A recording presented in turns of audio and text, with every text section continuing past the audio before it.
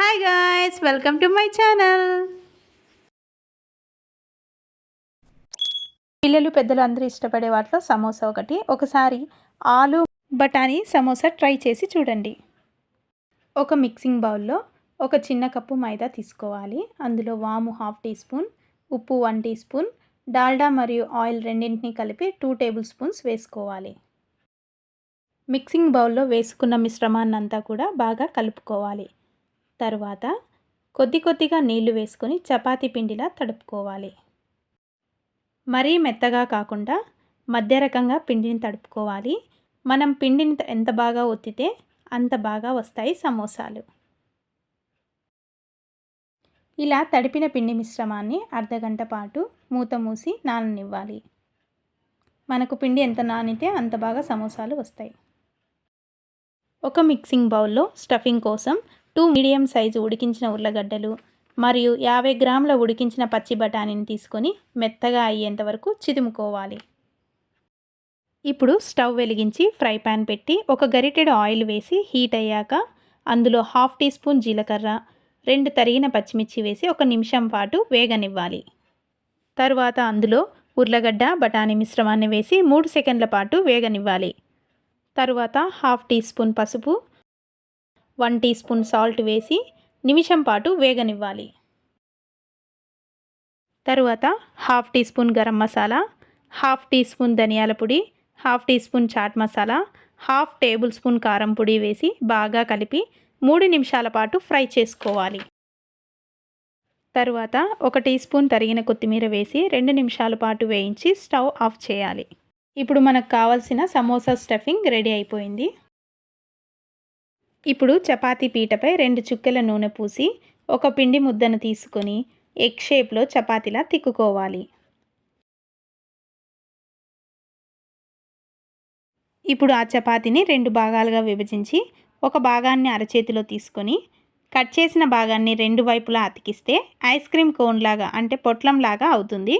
ఇప్పుడు అందులోకి ముందుగా సిద్ధం చేసుకున్న మసాలా మిశ్రమాన్ని పెట్టాలి. మరీ పొట్లం నిండుగా పెట్టుకోకుండా కొంచెం తక్కువగా పెట్టుకోవాలి. అప్పుడే మనకు సమోసా క్లోజ్ చేయడానికి ఈజీ అవుతుంది. తరువాత అంచులన్నింటినీ నీళ్ళతో ఒకసారి తడిపి గట్టిగా ఒత్తుకోవాలి.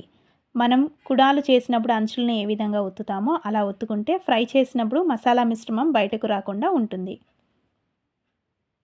ఈ విధంగా మిగిలిన వాటన్నింటినీ కూడా చేసుకోవాలి. ఈ పిండితో మీడియం సైజు సమోసాలు 8 అవుతాయి.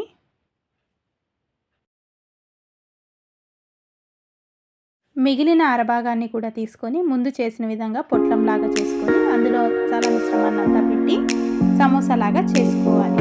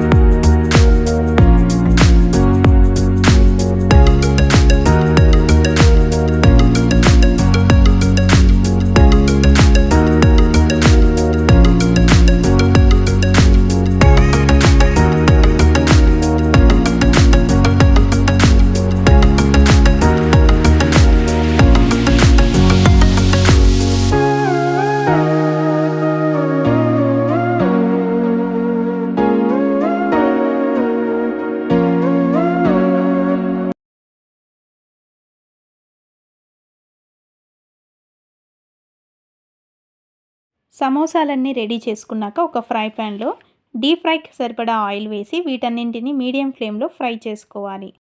మధ్య మధ్యలో వీటిని పైన వాటిని కింది వైపు, కింది భాగాన్ని పైన వైపు వేసి ఫ్రై చేసుకోవాలి. ఈ విధంగా మిగతా వాటినన్నిటి కూడా ఫ్రై చేసుకోవాలి. ఫ్రై చేసుకున్న సమోసాలన్నింటినీ కూడా ఒక ప్లేట్లోకి పక్కన తీసి పెట్టుకోవాలి. ఇప్పుడు సర్వింగ్ ప్లేట్లో ఫ్రై చేసుకున్న మిర్చితో సర్వ్ చేసుకుంటే వేడి వేడి మృదువైన సమోసా రెడీ. మీకు ఈ రెసిపీ నచ్చినట్లయితే ట్రై చేసి ఎలా వచ్చిందో కామెంట్ సెక్షన్లో నాతో షేర్ చేసుకోండి. మీకు ఈ వీడియో నచ్చినట్లయితే like it, share it and subscribe to my channel. Thank you for watching my video.